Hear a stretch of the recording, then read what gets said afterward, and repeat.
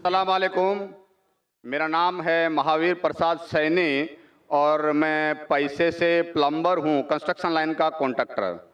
اور میں ویسے تو ڈاکٹر صاحب کا بہت بڑا فین ہوں, اور ویسے میں سبھی دھرم سبھاؤں میں جاتا ہوں, دیکھتا ہوں, اور خاص کر کے اسلام کی جو دھرم سبھا کا جو آج میں یہ جو جن سیلاب دیکھ رہا ہوں, اس کو دیکھ کے تو مجھے وشواس بھی نہیں ہو رہا ہے کہ اتنا بڑا جن سیلاب ایکتا کے ساتھ شانتی سے جو بیٹھا ہے.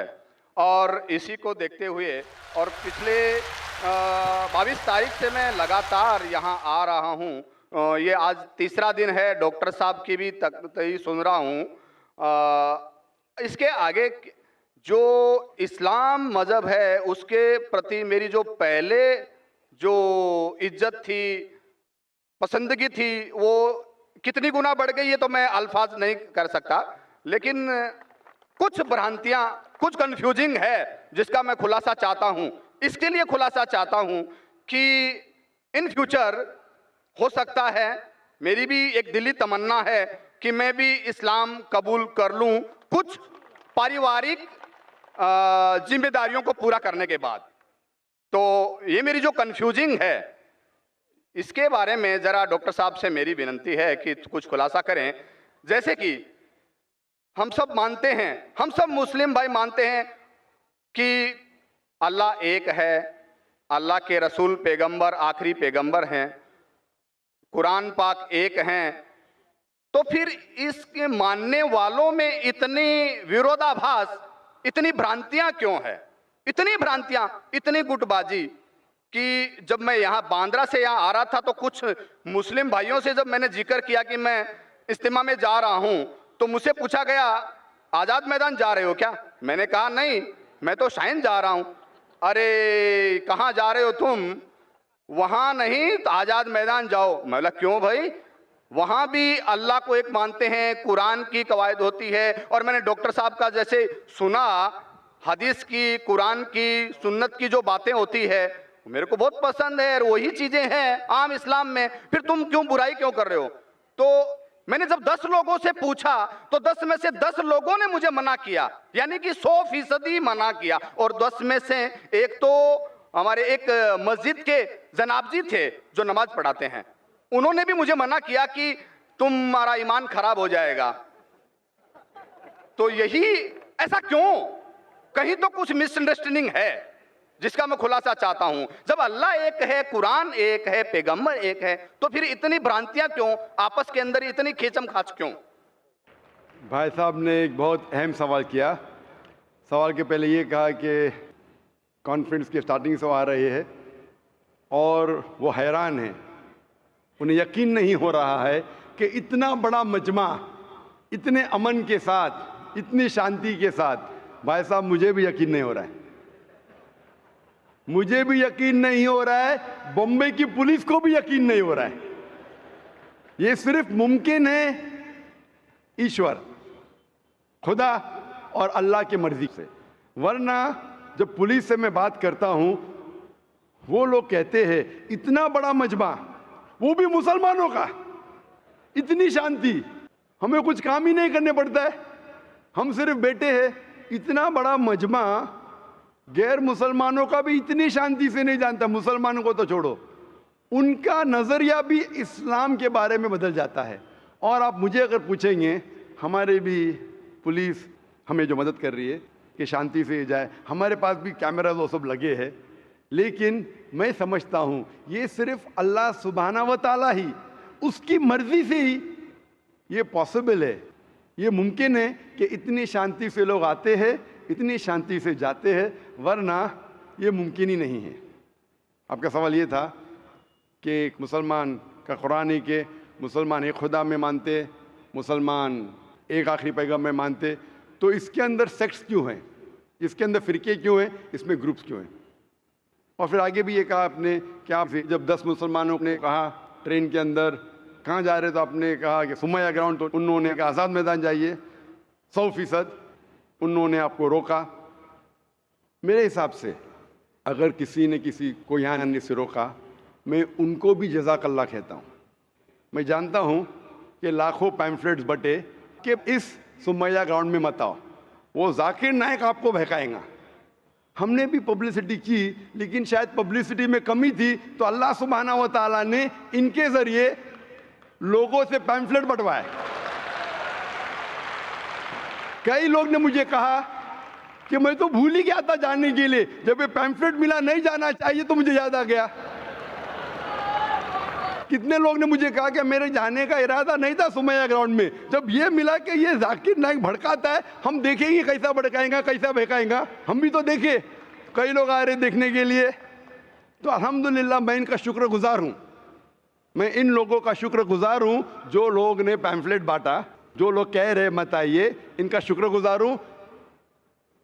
میں ہمیشہ مانتا ہوں اللہ سبحانہ و تعالیٰ میں، قرآن میں اللہ تعالیٰ کہتے ہیں سورہ عمران میں سورہ نمبر 3 آیت نمبر 54 میں، مکروا مکر اللہ واللہ خیر الماکرین۔ انہوں نے پلاٹ کیا، پلان کیا، اللہ سبحانہ و تعالیٰ نے بھی پلاننگ کی، سب سے بہترین ہے اللہ سبحانہ و تعالیٰ۔ شاید ہمارے پبلسٹی میں کمی رہ گئی تھی تو اللہ سبحانہ و تعالیٰ نے اور پلاننگ کیا، اور مجھے ان سے کوئی گلا شکوہ نہیں ہے، مجھے کوئی گلا شکوہ نہیں ہے۔ میں ان کو جزاک اللہ کہتا ہوں، اور میں اللہ سبحانہ و تعالیٰ درخواست کرتا ہوں کہ مجھے اور ان کو ہدایت دے۔ آپ کا جو مین سوال تھا کہ جب مسلمانوں کا قرآن ایک، مسلمانوں کا جو اللہ ہے، خدا ہے، ایشور ہے ایک، پیغمبر ایک، تو فرقے کیوں گروپزم؟ اس کا جواب ہے قرآن مجید میں سورہ ال عمران سورہ نمبر 3 آیت نمبر 103 میں، وَاعْتَصِمُوا بِحَبْلِ اللَّهِ جَمِيعًا وَلَا تَفَرَّقُوا۔ آپ لوگ اللہ کی رسی کو مضبوطی سے پکڑو اور آپس میں مت بٹو۔ قرآن مجید میں لکھا ہے اللہ کی رسی کو مضبوطی سے پکڑو۔ اللہ کی رسی کیا ہے؟ یہ قرآن مجید اللہ سبحانہ و تعالیٰ کی رسی ہے۔ ہم مسلمانوں کو اللہ سبحانہ و تعالیٰ کہتے ہیں کہ قرآن مجید کو مضبوطی سے پکڑو اور آپس میں فرقے مت بناؤ، آپس میں مت بٹو۔ اور اللہ تعالیٰ فرماتے ہیں قرآن مجید میں سورہ نساء میں سورہ نمبر 4 آیت نمبر 59 میں، اطیعوا اللہ اطیعوا الرسول، آپ اللہ کی اطاعت کرو اور اللہ کے رسول کی اطاعت کرو۔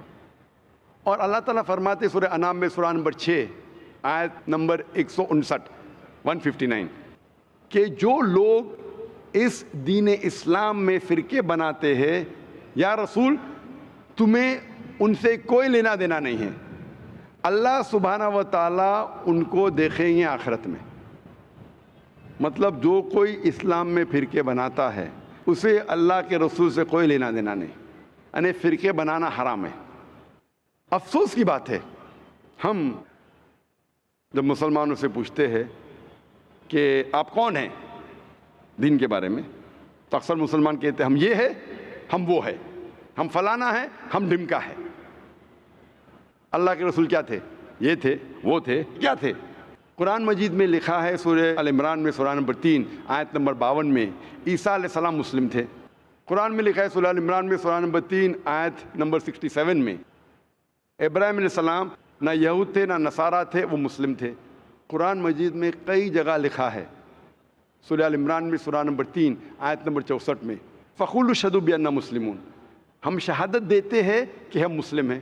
قرآن مجید میں لکھا ہے سورہ فصلت میں سورہ نمبر 41 آیت نمبر 33، وَقَالَ إِنَّنِي مِنَ الْمُسْلِمِينَ، کہو کہ میں مسلم ہوں۔ کئی جگہ قرآن میں 20 سے زیادہ مرتبہ قرآن میں کہا گیا اپنے آپ کو مسلم کہو، مسلم کہو، مسلم کہو۔ ابراہیم علیہ السلام جب دعا کرتے اللہ سبحانہ تعالیٰ سے سورہ بقرہ سورہ 2 کہ میرے بچوں کو، میرے نسل کو مسلم بنا۔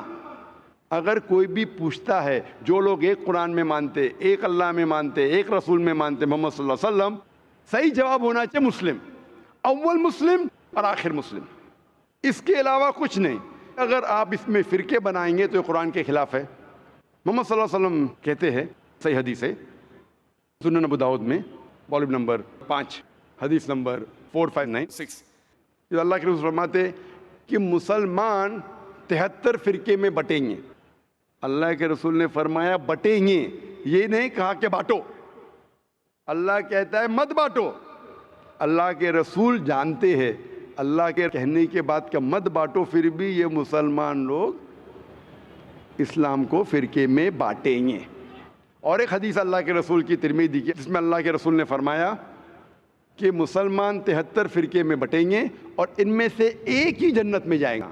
جب صحابہ نے پوچھا کون سا فرقہ، کون جائیں گا جنت میں، اللہ کے رسول فرماتے وہ لوگ جو میرے باتوں پہ عمل کرتے ہیں، وہ لوگ جو قرآن اور صحیح حدیث پہ عمل کرتے ہیں۔ تو جو لوگ اللہ کی رسی کو مضبوطی سے پکڑتے ہیں صرف وہ لوگ جنت میں جائیں گے۔ ہمیں اسلام، دین اسلام کو کوئی بھی فرقے میں بانٹنے کی ضرورت نہیں۔ اسلام کو فرقے میں بانٹنا غلط ہے، اور جو بھی کوئی مسلمان اسلام کو فرقے میں بانٹتا ہے وہ ایک صحیح مسلمان نہیں ہے۔ ہمیں صرف اللہ اور اللہ کے رسول میں ماننا چاہیے اور اس پہ ایمان لانا چاہیے۔ جو بھی اختلاف ہے، اختلاف کا مطلب یہ نہیں کہ ہم فرقے میں بٹ جائیں۔ اختلاف ہے تو اس کا حل کرو قرآن اور حدیث کی روشنی میں، جو قرآن اور حدیث کہتا ہے اس کے اوپر عمل کرو۔ تو صحیح چیز یہ ہے کہ ہمارے دین اسلام میں کوئی فرقے نہیں، جو بھی کوئی اسلام میں فرقے بناتا ہے وہ غلط کرتا ہے۔ اور آپ نے کہا اپنے سوال میں کہ کچھ سوالات ہیں اور ہو سکتا ہے کہ بہت جلد آپ اسلام قبول کریں گے، آپ کے پاس کچھ مشکلات ہے، لیکن میرے آپ سے درخواست ہے کہ ہمیں نہیں پتہ ہم کتنا جینے والے ہیں۔ اگر آپ کو یقین ہو چکا ہے کہ دین حق کا دین ہے، اگر آپ سوچیں گے کہ انشاءاللہ میں 1 ہفتے بعد کروں گا یا 2 ہفتے بعد کروں گا، 1 مہینے بعد کروں گا، میرا ذرا کام باقی ہے، 1 مہینے میں ایسا ہو جائے گا ویسا ہو جائے گا، نیا فلیٹ مل جائے گا میں اس میں جاؤں گا، جو بھی ہے، کسی کو نہیں پتہ ہم کل کا سورج دیکھنے والے کہ نہیں، نہ مجھے نہ آپ کو۔ میرے پاس کوئی گارنٹی نہیں میں کل کا سورج دیکھوں گا کہ نہیں، انشاءاللہ امید ہے دیکھوں گا، لیکن میں یہ نہیں کہہ سکتا ہوں، مجھے نہیں پتا میری زندگی کتنی لمبی ہے کتنی بڑی ہے۔ تو اسی لیے اگر آپ کو یقین ہو، یقین نہیں ہوا تو مت قبول کرو، یقین ہو گیا تو میری یہ درخواست ہے آپ سے کہ آپ کو اگر یقین ہو گیا کہ اللہ ایک ہے، اس کے پیغمبر محمد صلی اللہ علیہ وسلم آخری پیغمبر ہے اور یہ دین حق کا دین ہے، تو آپ اس میں دیر مت کیجئے۔ مشکلات تو آتے رہیں گے، آپ قبول کرو یا نہیں کرو، قبول کرنے کے بعد بھی آئیں گے، نہیں کرے تو بھی آئیں گے، یہ ہمارے لیے امتحان ہے۔ جس طریقے سے اللہ تعالیٰ فرماتے ہیں قرآن مجید میں سورہ ملک میں سورہ نمبر 67 آیت نمبر 2 میں الذی خلق الموت والحیات، اللہ سبحانہ و تعالیٰ نے موت اور زندگی دی آپ کو پرکھنے کے لیے آپ کتنے اچھے ہیں۔ تو یہ ہمارے لیے ایک ٹیسٹ ہے، ہمارے لیے امتحان ہے۔ تو اس لیے میں درخواست ہے اگر آپ کو یقین ہے کہ دین الحق ہے اور صحیح مذہب ہے، آپ اس کو قبول کرنے میں دیری مت کیجیے۔ جی آپ کی بات بالکل ٹھیک ہے، لیکن کچھ سماجک ذمہ داریاں ہیں جن کو اسی مذہب میں رہ کے پورا کرنا ضروری ہو جاتا ہے، وہ پورا کرنے کے بعد ہی کر پائیں گے۔ میں آپ سے یہ کہوں گا آپ کو پبلک میں شہادت دینے کی ضرورت نہیں، اسلام قبول کرنے کے لیے پبلک میں شہادت دینے کی شرط ہی نہیں ہے، آپ کو کسی کو بولنے کی بھی ضرورت نہیں ہے، یہ آپ اور آپ کے خدا کے درمیان ہے، آپ اور اللہ کے درمیان ہے۔ میں آپ سے یہ التجا کروں گا، آپ سے یہ درخواست کروں گا، ریکویسٹ کروں گا، اگر یقین ہے دل میں قبول کرو، لوگ کو بولنے کی ضرورت ہی نہیں، مائک پہ شہادت دینے کی ضرورت ہی نہیں، ذاکر کو بولنے کی بھی ضرورت نہیں، ذاکر کو بولنے کا شرط نہیں ہے اسلام میں داخل ہونے کے لیے، اللہ اور آپ کے درمیان ہے۔ آپ کم از کم دل میں ایمان لاؤ، اللہ کو مانو، یہ مانو کہ خدا ایک ہے، اس کے علاوہ کوئی معبود نہیں، یہ مانو کہ آخری پیغمبر محمد صلی اللہ علیہ وسلم ہے۔ اناؤنس آپ 1 ہفتے بعد کرو، 2 ہفتے بعد کرو، 1 سال کرو، 2 سال بعد، اس میں کوئی اعتراض نہیں۔ اناؤنس کرنا ہر ایک کو کہنا ضروری نہیں، لیکن اگر آپ کے کچھ مشکلات ہے جیسا حل ہو جائیں گے تب اناؤنس کر سکتے ہیں، لیکن دل میں تو کم از کم مان لو۔ انشاءاللہ میں دعا کروں گا کہ اللہ تعالیٰ آپ کی مدد کرے اور آپ کی مشکلات کو جلدی جلدی دور کرے۔